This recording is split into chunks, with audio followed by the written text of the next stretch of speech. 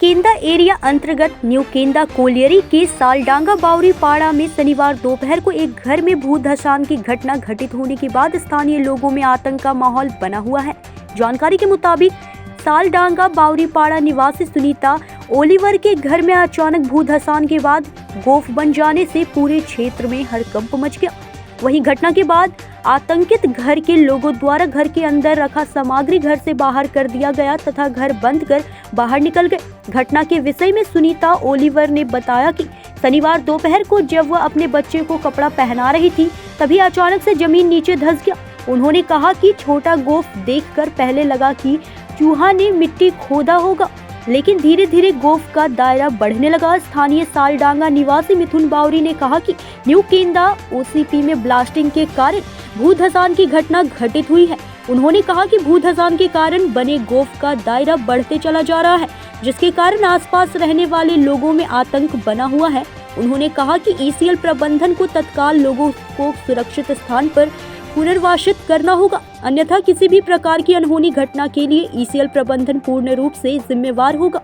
सालडांगा ग्राम उन्नयन कमेटी के अध्यक्ष तमाड़ मुर्मू ने कहा कि धसान की घटना को लेकर ईसीएल प्रबंधन को सूचित कर शीघ्र व्यवस्था करने को कहा गया है। उन्होंने कहा कि केंदा इलाके धसान प्रभावित इलाका है, जिस कारण क्षेत्र में आए दिन भू धसान की घटना घटित होती रहती है।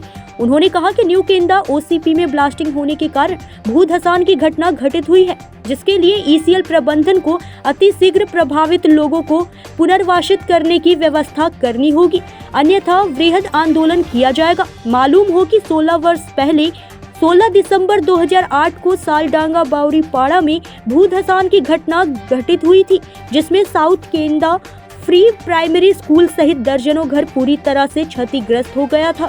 একটা ঘরের ভিতরে ছোট একদম পটালের মতন নিচে চলে গেছে। ঘরে মহিলা ছিল, যে দোকানে উঠে আসছিল, যে দেখছে পাটা দিতে গেছে, দিয়ে পাটা ঢুকে গেছে ভুল করে, তো দেখছে পটল। তো আমাদেরকে সবাই কমিটির ছিল গেলোকে ডাকলো, যে দেখেছি এখন এই পরিস্থিতি আছে, ওই ঘরে এখন থাকা যোগ্য নয়। এটা আমরা আইসিএল ম্যানেজমেন্টকে দেখছি, এজেন্টকে ফোন করেছিলাম কি ব্যবস্থা করছে না ব্যবস্থা করছে, তা না হলে আমরা এজেন্টকে ঘেরাও করবো। এটা নিয়ে কী কারণে ধস হয়েছিল? ধস এটা বলতে গেলে এটা তো আমাদের ধস প্রবণ এলাকা, কিন্তু ব্লাস্টিং যেহেতু সামনে ওসিপি হয়েছে, ধস এখন ব্লাস্টিং হচ্ছে, ব্লাস্টিংয়ের ফলেই ধসটা হয়েছে। আপনার পরিচয়? আমি হচ্ছি, আমার নাম তমর মুর্মু, সালডাঙ্গা গ্রাম উন্নয়নের সভাপতি। বাড়িতে বসেছিলাম, কাপড় বাচ্চাকে পরাছিলাম, তখনই দশকে কোন আওয়াজ হলো? না, আওয়াজ মজ হয়নি। আওয়াজ বলতে তিনটে ব্লাস্টিং এখানে মনমর্জি হয়, যেখানে তিনটা হবার পরও এই ঘটনাটা ঘটে যাওয়ার পরও আবার সঙ্গে সঙ্গে তিনটে ব্লাস্টিং আবার চালু করে দিয়েছে। এরা নিজের মনমর্জি কাজ চালাচ্ছে।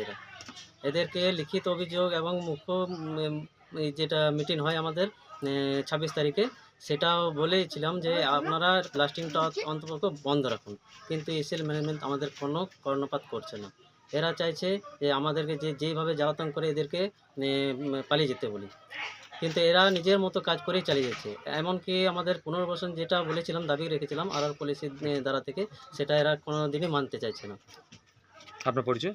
আমার নাম মিঠুন বাউরি, সালডাঙ্গা গ্রামবাসী। जामुड़िया से सत्यनारायण सिंह की रिपोर्ट।